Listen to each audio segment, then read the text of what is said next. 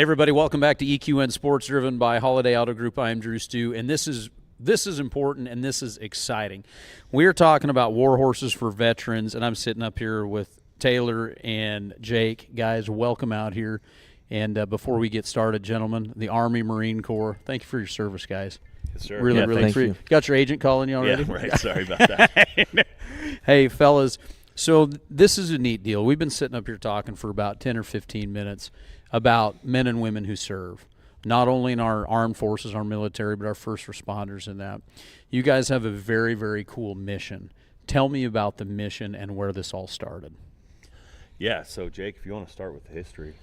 Yeah, so War Horses for Veterans started in 2014 and ran their first group in 2015, and we've just slowly evolved into where we're at now here with the trainers that we have. It started just for veterans, and then in 2019, going into 2020, COVID timeframe, they started helping out first responders. And it's just grown into where we're at with Stillwell, Kansas, and offering these programs to all these veterans and first responders to go ride these horses here. Mm-hmm. Yeah, so like Jake said, we're located out of Stillwell, Kansas. Got a great facility, got an indoor arena that's climate controlled, great outdoor arena, just built a new stall barn. Had a buddy, a customer of mine out of Texas, go up and build the stalls for him. Did a beautiful job. We do, for 2025, we've had 10 groups, or will have 10 groups that come through the barn. Really? Yeah, they'll fly in on a Sunday and then fly out on a Saturday. All expenses paid for, the flight, the food. We've got executive chefs that prepare all 3 meals for the men and women that attend. We just had an all-females group here a few weeks ago. The second we've ever done. Yeah, so we keep doing that. Actually, currently we do have open enrollment open on the War Horses for Veterans website. It's 1 October through the end of November. Yes, sir. So taking applications 4/26. In order to qualify actually for War Horses for Veterans, if it's a service member, they need to have had either like a combat infantryman's badge or a combat action badge. Okay. We've got 20 years of global war on terrorism veterans that we're trying to help. I love that. So you guys are trying to help those specific people that have been there, done that. Yes, sir. Mm-hmm. Yeah. How did this start for you?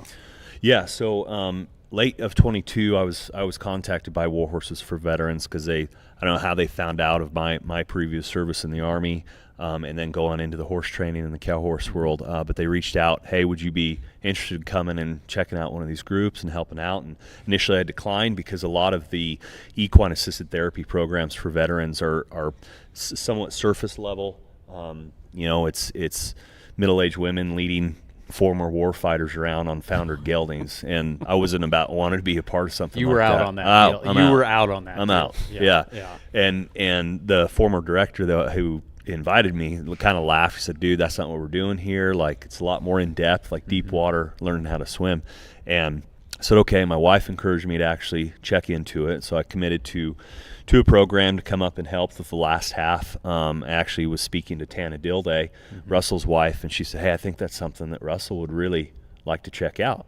So I was headed from Texas up to Kansas and stopped in Wynnewood, Oklahoma, and grabbed Russell and threw some horses in the trailer and went up there. And Jake and the other staff members do a great job of the first part of the week. They'll do groundwork in the round pen, so the men and women will understand pressure and release and where to stop the horse and turn the horse, and then they'll put them on bareback, learn how to ride bareback first. So by the time Russell and I got there Wednesday evening, we had dinner with them, and it was kind of awkward. Nobody knows anybody, and then we just start roping the dummy in the indoor and breaking the ice and making fun of each other. And then Russell and I kind of took over that next morning, that Thursday morning, and basically shoved him in the deep water and said, "Learn how to swim." And by Friday afternoon, we're roping the sled at a gallop, or we're working the flag, or if we had cattle available, we're working live cattle. And it's unique because we've got a majority of the service members that come through are prior special operations communities, whether they're Green Berets or SEALs or MARSOC, and they'll come, and they're obviously extremely athletic and intelligent and good eye-hand coordination, and they can actually apply what we're telling them to right away. Sometimes it takes customers that maybe don't have as much athletic ability a little longer to learn some of these things, but these guys can apply it right away. It's pretty special. And I love that. So, Jake, you were a war fighter for, what, 9.5, almost 10 years. Yes, sir. Yep. And so getting into piggybacking this and getting in there kind of deeper. So everybody that's been in this horse industry and dealt with any kind of guys in the military, we've heard about, how the horses tend to help guys out. But there's been I've been part of a few of them, just like you say, leading around a tier 1 guy, and I've been around those guys like you guys have been around those guys. We don't need to demasculate that man. Right. That guy at all levels of operations is a finely tuned, highly tuned athlete, extremely intelligent, and there's nothing, and you're taking away, you're doing just the opposite. So now you guys are coming in. I want you to talk to me about and talk to the people about the mental side of it for those guys, those high-level operators, whether it be any of the teams guys or the special forces guys, to the door kickers. They've been part of a team, and they come in, and I want you to tell me about, what does a horse do to that guy? Why the horse? Why isn't it a canine? Why does the horse do what the horse does to these guys? Well, we like to talk about how the horse is a mirror, right, to the human, right? Yeah. So it gives immediate feedback. And like Taylor was talking about, when we start on day 1, we start in the round pen and we try and just teach them basic groundwork, pressure and release. And we can kind of start judging what individual we have. And so the round pen lets you see what you're working with. Right. We can see a lot of the anger, the frustration, how quick they are to the anger and frustration with just simple groundwork and simple round pen work on these horses. And then that's when we can start, like Taylor said, peeling back the onion on these guys and trying to figure out what horse to pair them with to challenge them. Because I feel like everybody from, just the regular infantrymen up to the tier 1 guys, I mean, we all thrive off of a challenge, and we all try to work through everything as efficiently as possible. And so figuring these guys out as they work in that, and they work in the bareback, by day 2, we're bareback, walk, trot, lope, and we push them. Walk, trot, lope, and guys have never been around a horse, Yes, and they're trotting around bareback. Yes, sir. Yeah. That's pretty cool. We don't sit around and wait. But they appreciate that. Yep. That's what their whole for a lot of them, the majority of their life has been that way, right? Absolutely. Pressure. Yep. Pressure. Let's do it. Let's go do it. Yep. And then, like Taylor said, by Wednesday, we're saddled and going. And so these guys are getting thrown into the deep end, and they love it. They thrive on it. Sure. They just eat it up day after day after day. I mean, it's us trying to keep them from overdoing it. You're pulling on their bridle here by that day, huh? That's what's fun about it. They're so active and so ready and eager to get out there and get after it that it's us going, hey, let's keep going, or hey, pump the brakes a little bit, But we generally don't have to do that. They just send it every time. That's so cool. Yeah. And it's neat, kind of piggyback off of what Jake's saying. It's neat the later part in the week when we're doing more advanced stuff, whether we're roping the sled, working the flag, working live cattle, is especially the roping piece. Somebody catches at a lope.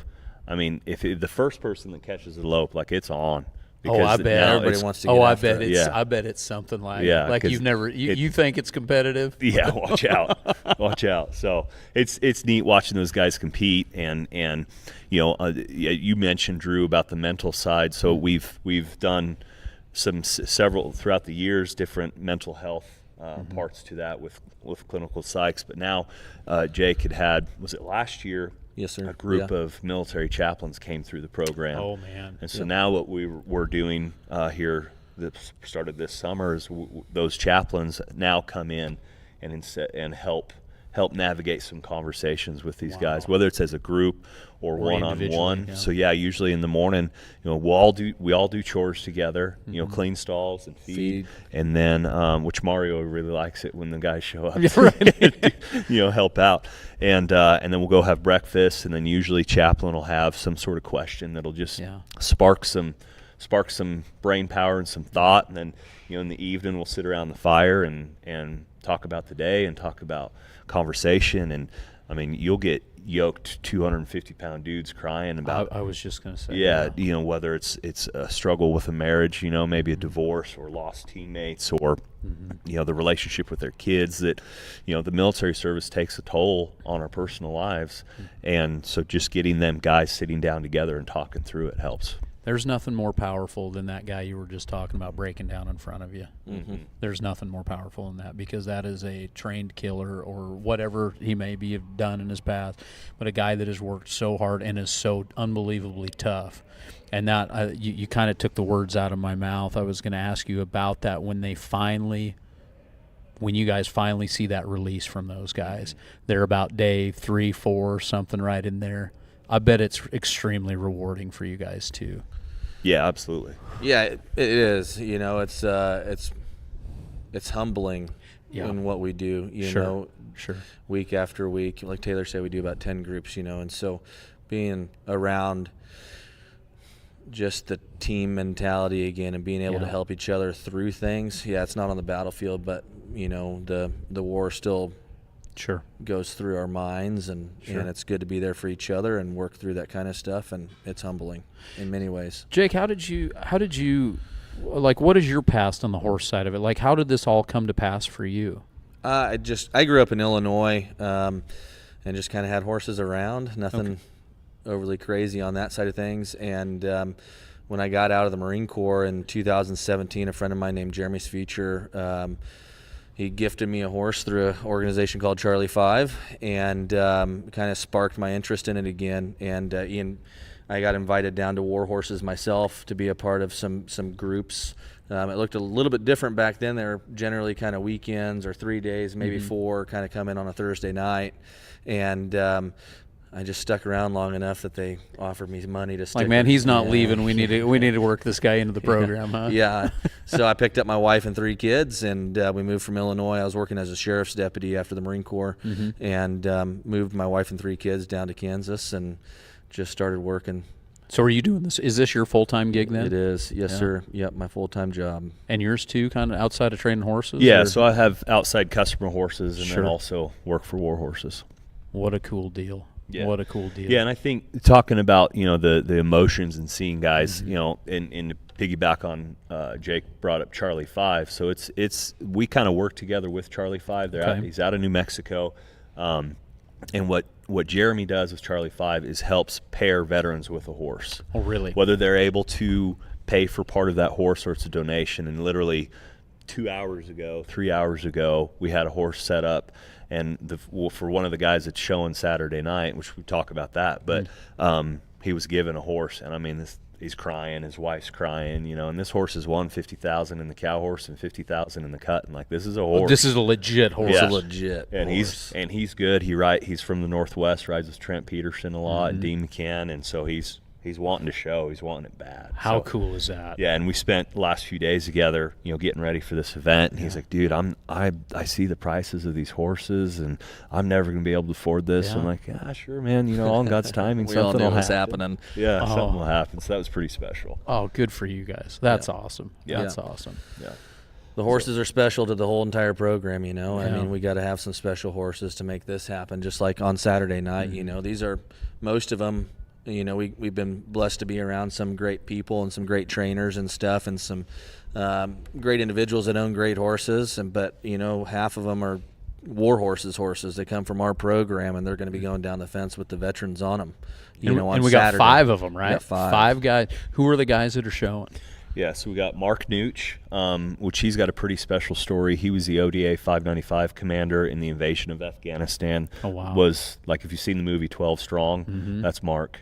Really? Yep. Yeah. Yeah, Thor plays him a little bit better looking than Yeah. Mark, but So it was. So I read the book and then actually watched the movie again here just a couple days ago. But read the book. Yeah. Is Swords of wild. Lightning. Is Swords of Lightning, wild. Yeah. Yeah. It is wild. Yeah. So yeah, he'll be so second out. He's second So that's out. that guy.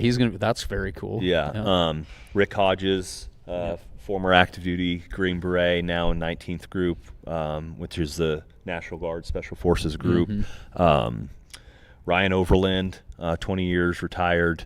Dave Keensey, Marine Corps guy, officer, and then Heath Patrick, again, another Special Forces officer, Green Wow. Beret. Yeah.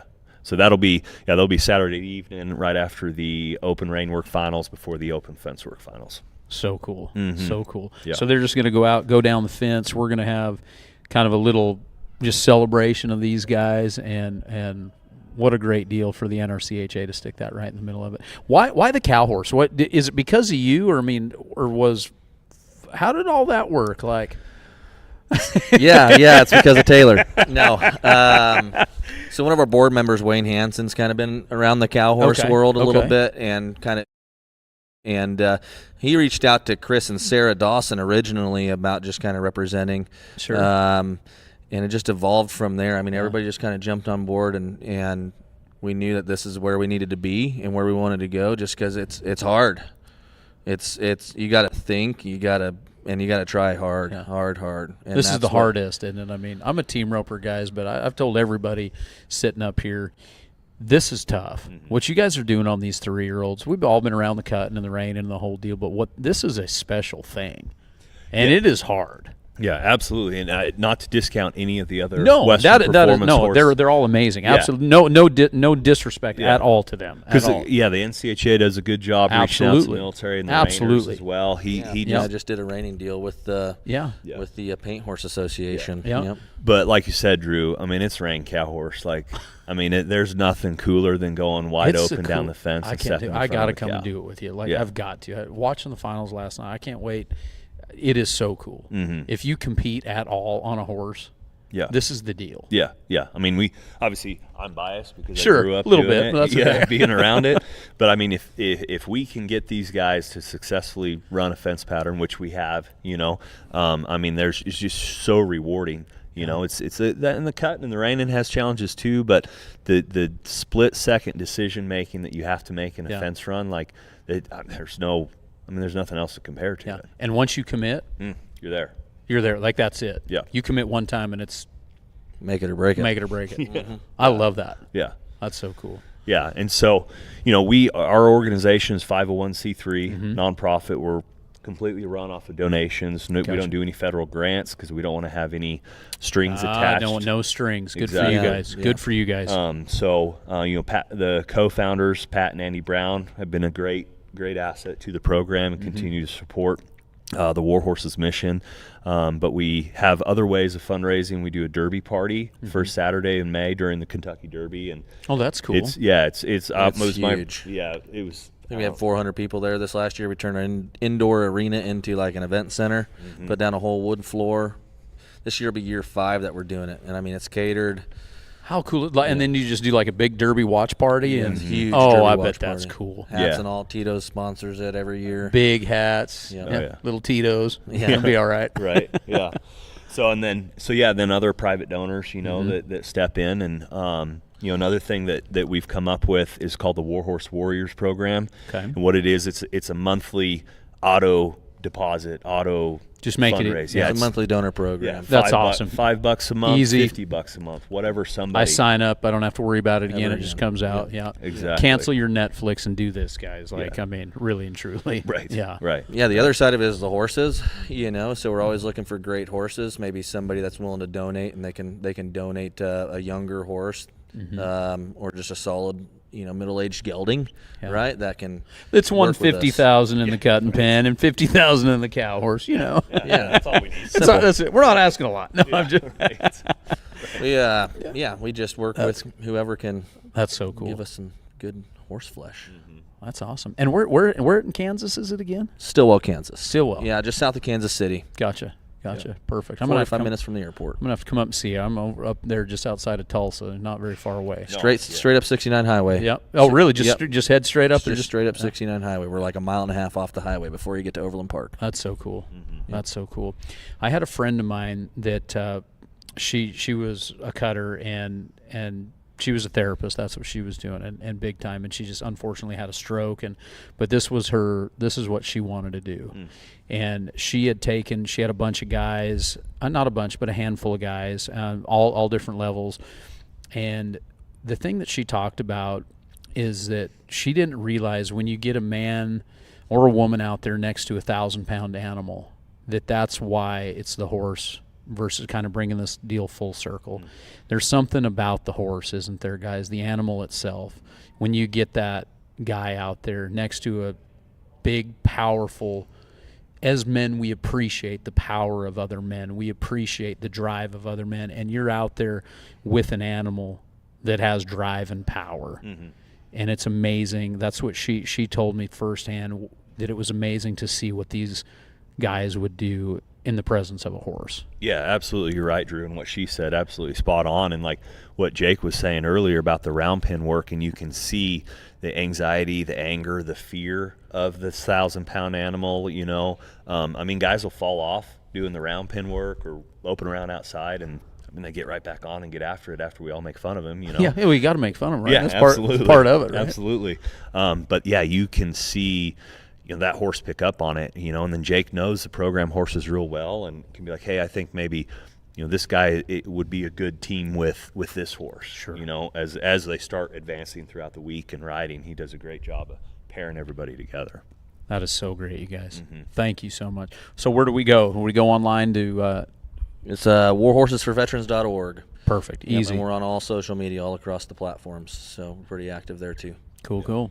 Yes, sir. Well, we're going to have a great time tomorrow night, huh? Yes, sir. Yes, sir. Gentlemen, thank you both for your service, and appreciate what you guys are doing for those guys and gals that really need it out there. Yes, sir. Thank Thanks you for so having much. us. Absolutely. Thanks, Drew. Yeah. Well, guys and gals, this is what it's all about right here. This is very, very important. Go check out the website, and most importantly, come and watch these 5 guys. Now, this is going to be cool. Watch them go down there.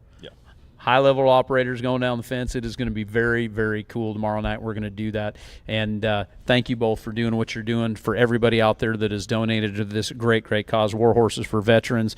And we're going to be watching them do some work tomorrow night, and it's going to be awful, awful cool. So to each and every one of you out there that have served both in our armed forces, our military, our first responders, we appreciate all that you do. And to get involved, make sure you hunt these guys down. Check out the website. And if you've got a friend that may need this, reach out to these guys, because that is what they're there to do. So great organization. We are awful proud to have them here as part of the NRCHA. On behalf of these guys, I am Drew Stewart, and we will check all of you out here in just a little bit.